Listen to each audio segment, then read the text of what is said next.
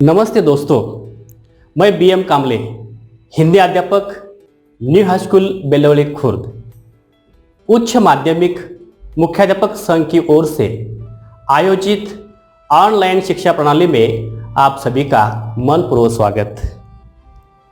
आज हम हिंदी लोक भारती 10वीं कक्षा के किताब में से 7वां पाठ, जिसका नाम है महिला आश्रम, और उसके लेखक है काका कालेलकर।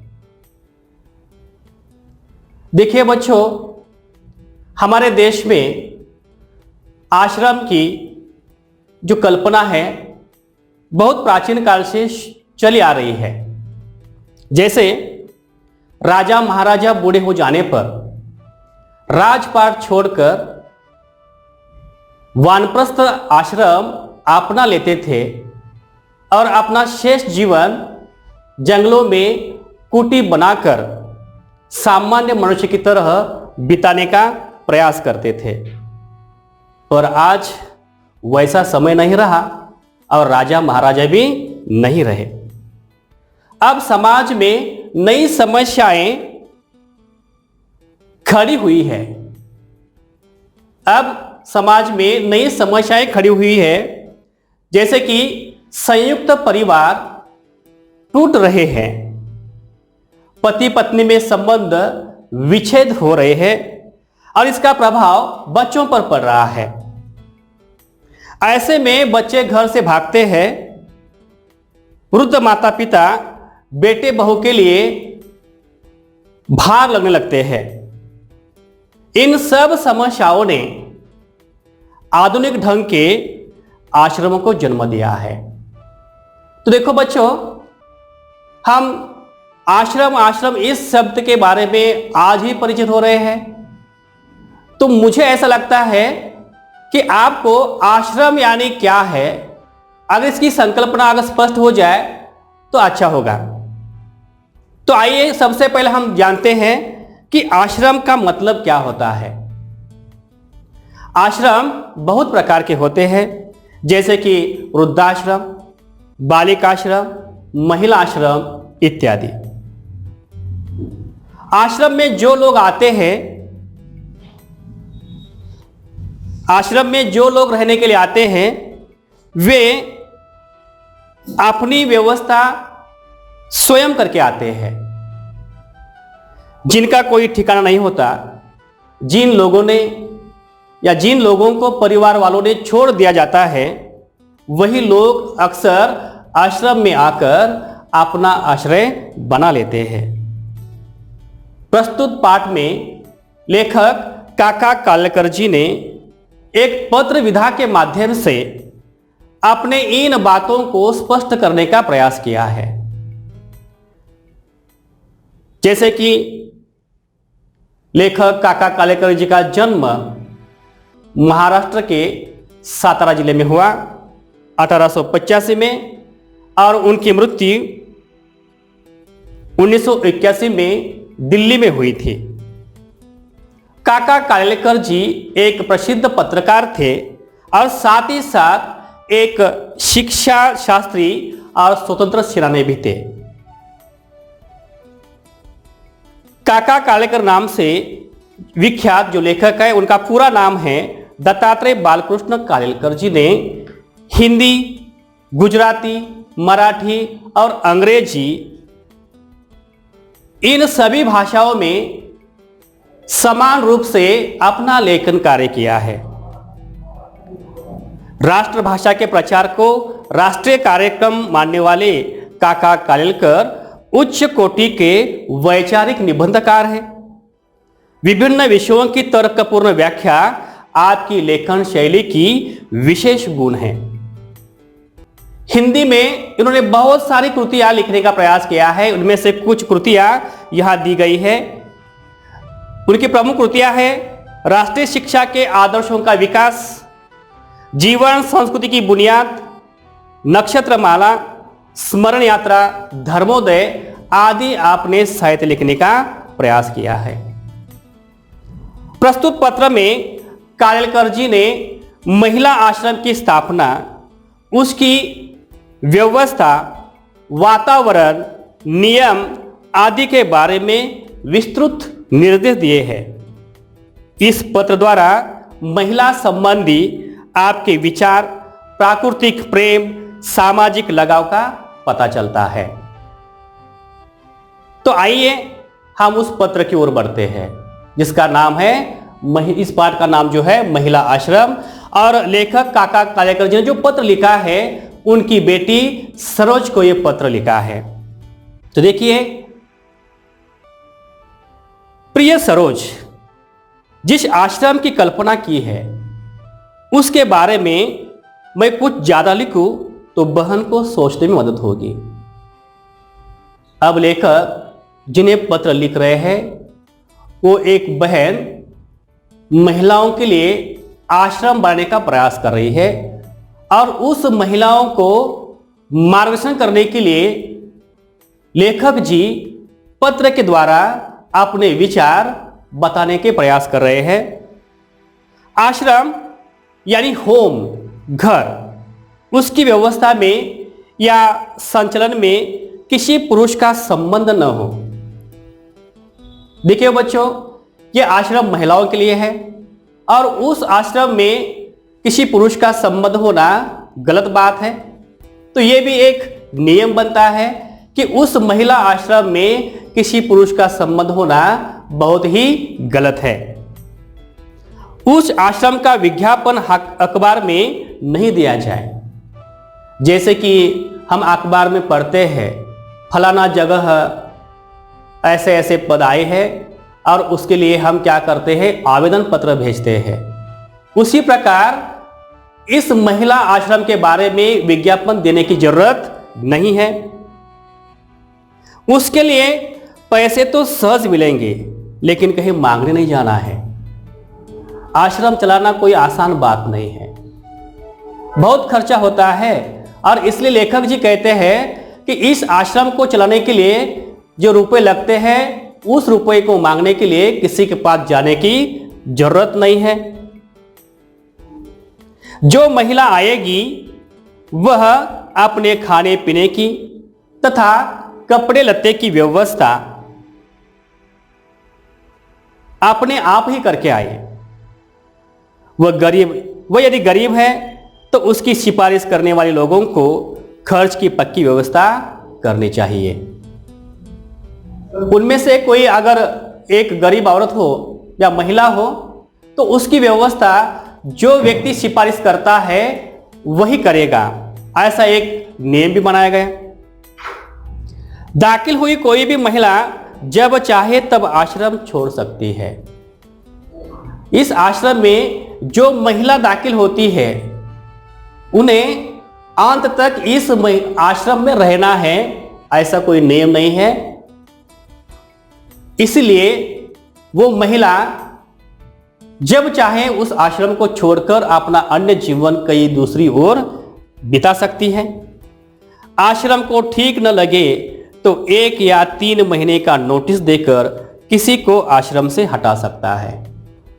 अगर किसी महिला से उस आश्रम या उस आश्रम में अगर कोई वातावरण दूषित हो जाए तो उस महिला को नोटिस द्वारा समझा जाता है और उस महिला को उस आश्रम से निकाला दिया जाता है। लेकिन ऐसा कदम सोच कर लेना होगा और ऐसा जो निर्णय है सोच कर लेना चाहिए, क्योंकि इस आश्रम का मूल उद्देश्य ऐसा है कि महिलाओं की उन्नति करना, और महिलाओं की उन्नति हो इसलिए आज अलग अलग जातियों के, अलग अलग पंथियों के कई आश्रम हमारे समाज में देखने को मिलते हैं। आश्रम किसी एक धर्म से चिपका नहीं होगा, क्योंकि हम जानते हैं हमारे देश में कई धर्मों के लोग रहते हैं। हमारे देश में कोई एक ऐसा धर्म नहीं है कि जिसे प्रमुख मुख्य स्थान दिया गया हो। सभी धर्म एक जैसे स्थान पर टिके हुए हैं और इसलिए विविधता में हमारे देश की एकता है। और इसलिए ये वाक्य बहुत ही महत्वपूर्ण है। लेखक जी कहते हैं आश्रम में किसी एक धर्म से चिपका नहीं होगा और इसलिए इस आश्रम में सभी धर्म के लोगों को क्या है, आना चाहिए या आना हो तो चल देगा। सभी धर्म आश्रम को मान्य होंगे, अतः सामान्य सदाचार, भक्ति तथा सेवा का वातावरण ही रहेगा। तो उस आश्रम में दिन भर महिला क्या करेगी? तो उस आश्रम में दिन भर महिला ये करेगी कि उनमें जो अच्छे विचार है वह अच्छे विचार बोने का प्रयास करेगी। और इस घटना पर मुझे मेरे जीवन में एक घटना याद आई कि जैसे कि हमारे कुछ हिंदी अध्यापक मित्रों के साथ हम उत्तर प्रदेश घूमने चले गए थे, जो कि उत्तर प्रदेश में मथुरा एक बहुत ही प्रसिद्ध धर्मस्थान है, तीर्थस्थान है। और उसमें वृंदावन जब हम देखने के लिए चले गए थे, उस वृंदावन में जब हमने देखा करीबन 250-300 महिलाएं वहां इकट्ठी बैठी थी। एक महिला उनके बीच एक ग्रंथ का वाचन पढ़ाई कर रहे थे और बाकी सभी महिलाओं के सामने बड़े बड़े ग्रंथ थे और वो भी अपने अपने सामने ग्रंथ में देखने का प्रयास करती थी। कहने का मतलब ये है कि उन सभी महिलाओं में अच्छे अच्छे विचार बोने का प्रयास कर रहे थे। आश्रम किसी धर्म से चिपका नहीं होगा, सभी धर्म आश्रम को मान्य होंगे, अतः सामान्य सदाचार, भक्ति तथा सेवा का ही वातावरण रहेगा। आश्रम में स्वावलंबन हो सके उतना ही रखना चाहिए। सादगी का आग्रह होना चाहिए। आरंभ में पढ़ाई या उद्योग की व्यवस्था भले न हो सके, लेकिन आगे चलकर उपयोगी उद्योग सिखाए जाए। आश्रम की व्यवस्था, आश्रम की कल्पना नहीं है और नई कल्पना जब हम शुरुआत करते हैं तो उस वक्त सभी सुविधा हम नहीं दे सकते। इसलिए इन आश्रम में जो भी महिलाएं हैं उनको उद्योग सिखाना या उनको शिक्षा देना सहज रूप से नहीं होता और इसलिए उद्योग सिखाना या पढ़ाई करना या पढ़ाई देना ये बाद में हम शुरू करेंगे। पढ़ाई भी आसान हो। आश्रम शिक्षा संस्था नहीं होगी, लेकिन कलह और कुड़न से मुक्त स्वतंत्र वातावरण हो। जहां हो ऐसा मानवतापूर्ण आश्रम स्थान होगा। आपको मालूम है जहां एक से ज़्यादा अधिक महिलाएं होती है वहां का वातावरण कैसा होता है, और इसलिए लेखक जी कहते हैं कि उस आश्रम में जो वातावरण होना चाहिए बहुत ही अच्छा होना चाहिए। वहाँ कलह का मतलब है झगड़ा नहीं होना चाहिए, कुड़न यानी कि खींच नहीं होनी चाहिए, और ऐसे इन सबसे मुक्त ऐसा वातावरण जहाँ हो ऐसा मानवतापूर्ण आश्रय स्थान होगा, जहाँ परेशानी महिलाएं बेखटके अपने खर्च से रह सके और अपने जीवन का सदुपयोग पवित्र सेवा में कर सके। बेखटके का मतलब है बिना संकोच, यानी कि आश्रम में वो महिला आती है जिन्हें परिवार वालों ने छोड़ दिया होता है, और यहाँ आकर भी अगर ऐसी स्थिति उन्हें मिल जाए तो जीवन नीरस हो जाएगा। इसलिए आश्रम में वातावरण उत्साही आनंदी होना बहुत जरूरी है। ऐसा आसान आदर्श रखा हो और व्यवस्था पर समिति का झंझट न हो तो बहन सुंदर तरीके से चला सके, ऐसा एक बड़ा काम होगा। उनके ऊपर ऐसा बोझ नहीं आएगा कि जिससे कि उन्हें परेशानी हो। संस्था चलाने का भार तो आने वाली बहनें ही उठा सकेगी, क्योंकि उनमें कई तो कुशल होगी जो आश्रम चलाना है, क्योंकि जो महिला आती है वो अपनी व्यवस्था स्वयं करके आती है, और इसलिए उनमें से जो कुछ महिलाएं कुशल होती हैं भक्ति की तथा प्रेम युक्त सलाह की खुराक दे।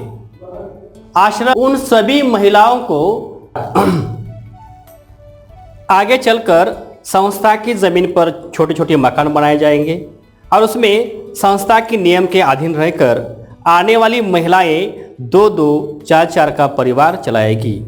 ऐसी संस्थाएं मैंने देखी है, इसलिए जो बिल्कुल संभव है, बहुत ही उपयोगी है, ऐसा ही काम मैंने सूचित किया है।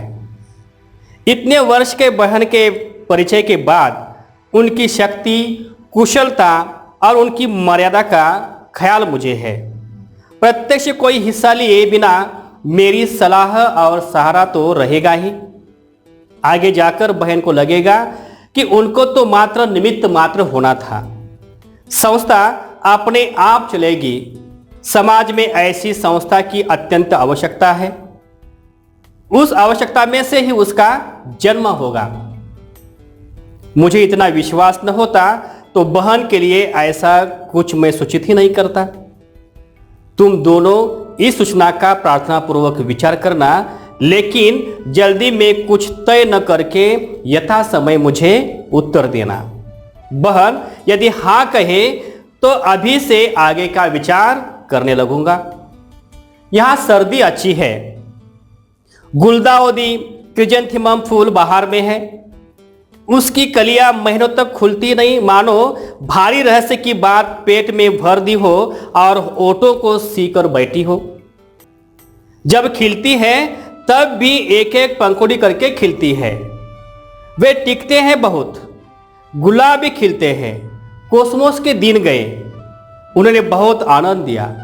जिनिया का एक पौधा रास्ते के किनारे पर एक बड़े पौधे को वहां से निकालकर अपने सिरहाने के पास लगा दिया। फिर इसने इतने सुंदर फूल दिए, इसकी आंखें मानो उत्कटता से बोलती हो ऐसा लगती है। जैसे कि इस परिषद में जिन फूलों का यहाँ नाम दिया है वो है गुलदाउदी का फूल। ये है गुलदाउदी फूल और ये है क्रिजेंथेमम फूल। ये है क्रिजेंथेमम फूल और ये है जामिया का फूल। ये है गुलाब का फूल और ये क्रोटन का पौधा। ये है क्रोटन का पौधा और ये है कोसमोस का फूल। जैसे इन सभी फूलों का ये बहार है, खिलने का बहार है, तो इन सुंदर इतने सुंदर 2-1 महीने फूल देकर अंत में वह सूख गया। परसों ही मैंने उसे विदा दी। विदा देना मानो फेंक देना। काका का दोनों को सप्रेम सुभाशीष। यह पत्र लिखा है 21 दिसंबर को यह पत्र लिखा है। अब दूसरा पत्र है प्रिय सरोज, तुम्हारा 16 से 18 तक लिखा हुआ पत्र आज अभी मिला। इस महीने में मैंने इन तारीखों को पत्र लिखे हैं। तारीख 1, 9, 15 और चौथा आज लिख रहा हूं। अब तुमको हर सप्ताह मैं लिखूंगा ही। तुम्हारी तबीयत कमजोर है, तब तक चिरंजीव रहना।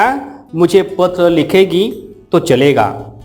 मुझे हर सप्ताह एक पत्र मिलना ही चाहिए। पूज्य बापूजी चाहते हैं तो हिंदू मुस्लिम एकता के लिए मुझे अपनी सारी शक्ति उर्दू भाषा सीखने के लिए खर्च करनी चाहिए। तुमको मैंने एक संदेश भेजा था कि तुम उर्दू लिखना सीखो, लेकिन अब तो मेरा एक ही संदेश है, पूरा आराम लेकर पूरी तरह ठीक हो जाओ। तारों के नक्शे बनाने के लिए कंपास बॉक्स भी मंगाकर रखा है, लेकिन अब तक कुछ हो नहीं पाया है। मैंने अपने फूल के गमले अपने पास से निकाल दिए हैं, सिर्फ क्रोटन ही रहने दिया है। यह है क्रोटन का पौधा। यह है क्रोटन का पौधा। यह है क्रोटन का पौधा। सबको काका का सप्रेम सुभाशीष। और ये पत्र काका कालेलकर ग्रंथावली से लिया गया है। तो ठीक है, ये पाठ, इस पाठ के जरिए लेखक ने हमें समाज कार्य के लिए प्रेरित किया है। जो कि ऐसी संस्थाएं होती है, उन संस्थाओं को आर्थिक मदद करना हम सभी का एक परम कर्तव्य बनता है। और ये जो भावना है, ये भावना हमारे मन में कब जाग उठती है? अगर हमारे मन में ऐसा लगे कि हमें भी इस समाज के लिए कुछ करना है, तभी हम इस समाज के लिए कुछ करने का प्रयास करेंगे, वरना नहीं करेंगे। ठीक है, धन्यवाद। तो ऐसे काम करने वाले जो लोग होते हैं वे बहुत ही उसके काबिल होते हैं। जिन्हें समाज के प्रति कुछ ऐसी भावना रखते हैं, वही लोग ऐसे बड़े बड़े काम करते हैं।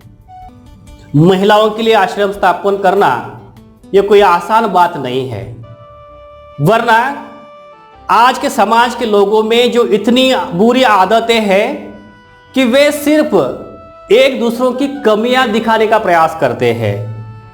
शायद इस पर मुझे कुछ पंक्तियां याद आती है, वो इस प्रकार की है। इंसान ने कहा कोयल से, अगर तू काली ना होती तो कितना अच्छा होता। इंसान ने कहा गुलाब से, अगर तुझ में कांटा ना होता तो कितना अच्छा होता। इंसान ने कहा सागर से, अगर तू खारा ना होता तो कितना अच्छा होता।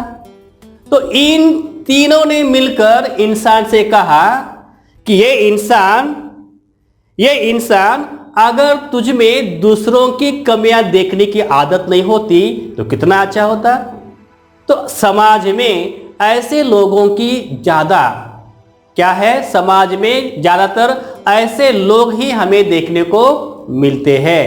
इसलिए हमारे अगर ख्याल अच्छे हो तो हम अपना काम अच्छी तरह से कर सकते हैं। ज्यादातर जो भी पेड़ पौधे हम देखते हैं उनमें उसके जो नाम है, पेड़ हो या फूल का पौधा हो, उस पेड़ पर फलों के बजाय ज्यादा पत्ते होते हैं, उस पौधे को फूल के बजाय ज्यादा पत्ते होते हैं, लेकिन वो पेड़ उसके फल के नाम से पहचाना जाता है, वो पौधा उसके फूल के नाम से पहचाना जाता है। वैसे अगर उसी तरह हमारी बातें कितनी भी अच्छी हो, लेकिन अगर हमारे कर्म ना अच्छे हो तो हम अच्छे में नहीं गिने जाएंगे। इसलिए अगर हमारे कर्म अच्छे होंगे तो हम भी समाज के लिए कुछ करके दिखाएंगे। ऐसे भावना से ये पाठ लेखक जी ने लिखने का प्रयास किया है कि जिसका नाम है महिला आश्रम। ठीक है सर जी, और कुछ रह गए बाकी? ठीक है, जैसे मैंने अभी कहा, अगर हमारे कर्म अच्छे हो तो हम इस समाज के लिए कुछ अच्छा काम कर सकते हैं। जैसे कि आज के आधुनिक युग में संत निरंकारी मिशन के द्वारा इंसान को इंसान बनने का काम शुरू है, और आज के जो सदगुरु माता है सुदीक्षा सविंदर जी, वो एक काम कर रही है। और हार्दिक सिंह महाराज जी ने अपने अवतार वाणी में कहा है, हार्दिक सिंह महाराज जी ने अपने वाणी में कहा है कि अगर तुम्हारे कर्म अच्छे हो तो आपको ऊंचाई मिल सकती है। कहने का मतलब यह है, हरदेव वाणी में उन्होंने कहा है, ऊंची बातें करने वाले पग पग पर मिल जाएंगे, करनी कथनी में जो सम है मुश्किल से मिल पाएंगे। चील की फितरत तो देखो, ऊंची बड़ी उड़ान है, मगर मांस के टुकड़े पर ही हर पल उसका ध्यान है। अपने ही लालच के खातिर जो ऊंची बातें करता है, वो भी एक दिन चील की भांति ऊंचाई से गिरता है। ऊंची ऊंची बातों से बात न बनती भाई है, कई हरदेव जो कर्म हो ऊंचे तो मिलती ऊंचाई है। और इसीलिए इस पाठ के जरिए लेखक जी ने हमें यह भी समझने का प्रयास किया है कि हर एक व्यक्ति का कर्म अच्छा होना चाहिए, तभी हम अच्छी तरह से जिंदगी बिताने का प्रयास कर सकते हैं। धन्यवाद।